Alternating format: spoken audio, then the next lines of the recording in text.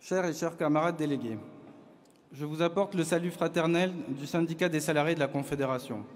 Oui, mes camarades, pour la première fois de son histoire, nous nous présentons devant vous pour participer au débat du Congrès.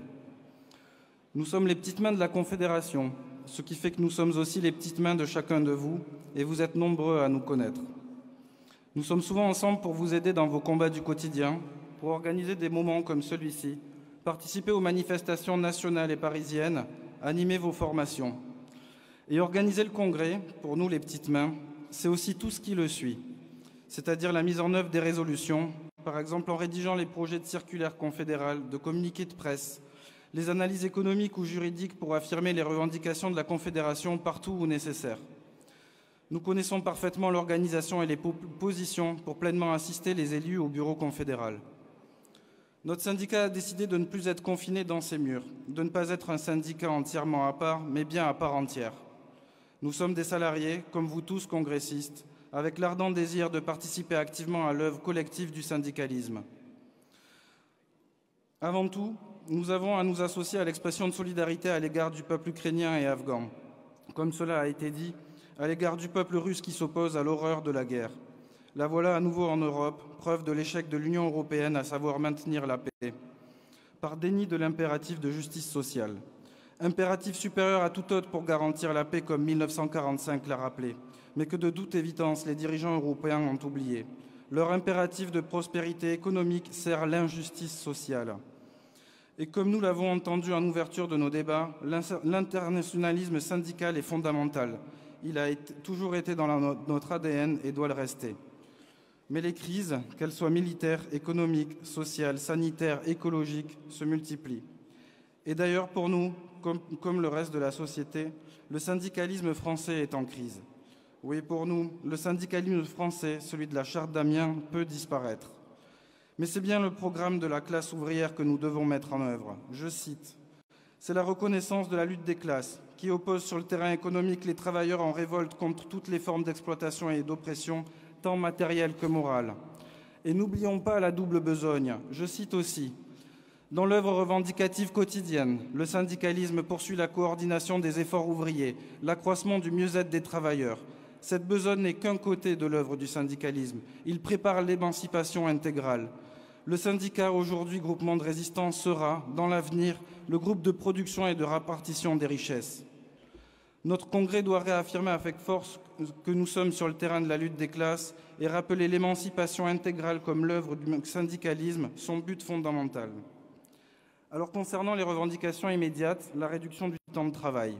Voilà encore et toujours notre première revendication. Ce n'est pas seulement la question de l'âge de départ à la retraite. D'ailleurs, sur ce sujet, revendiquer 60 ans d'âge légal n'a aucun sens si on ne revendique pas aussitôt, avec 37,5 annuités et la fin de la décote des retraites complémentaires, outrageusement appelée coefficient de solidarité. À 42 ans de cotisation et la décote à 64 ans, l'âge légal à 60 ans ne sera qu'un mot dans la loi et jamais une réalité. Et la réduction du temps de travail, il faut aussi la revendiquer pour le temps de travail hebdomadaire.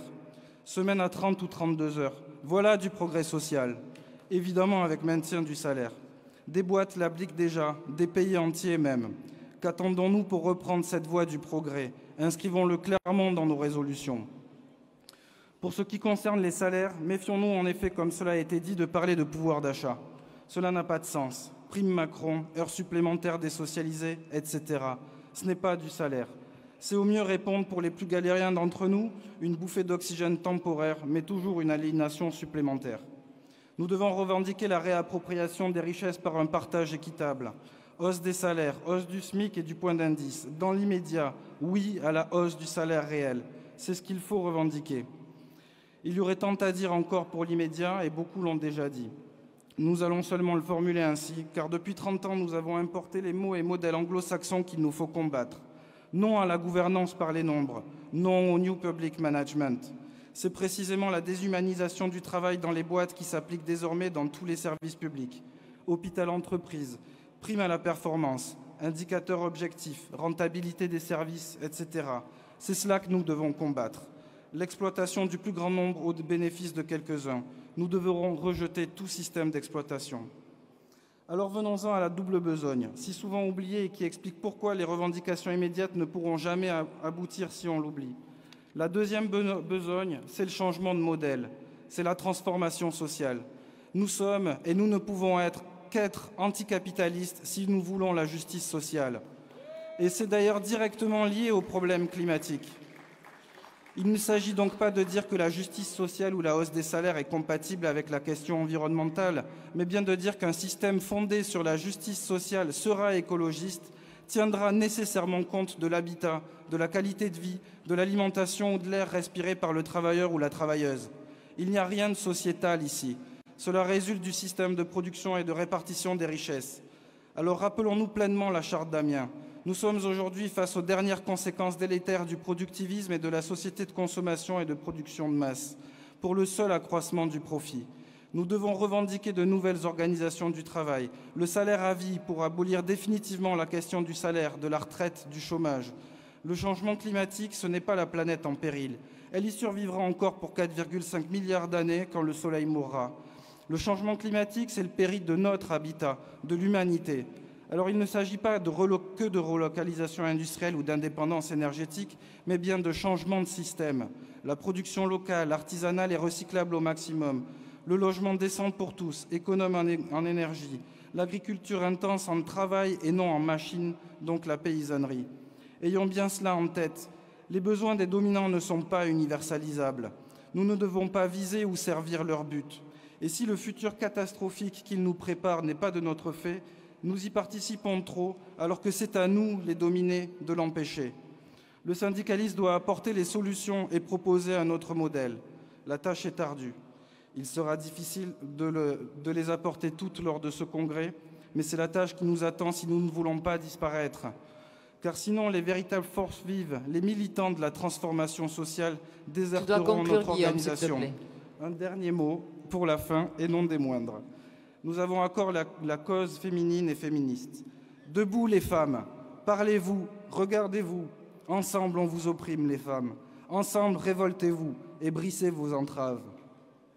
Ce combat est consubstantiel au combat syndical. La besogne immédiate, le mieux-être pour tout de suite avec l'égalité salariale, l'amélioration des conditions de travail, la lutte et la condamnation des violences. Et la double besogne, le changement de société, l'abolition du système d'oppression et d'exploitation. Patriarcat et capitalisme sont frères, brisons ces deux chaînes, toutes et tous ensemble, l'un comme l'autre.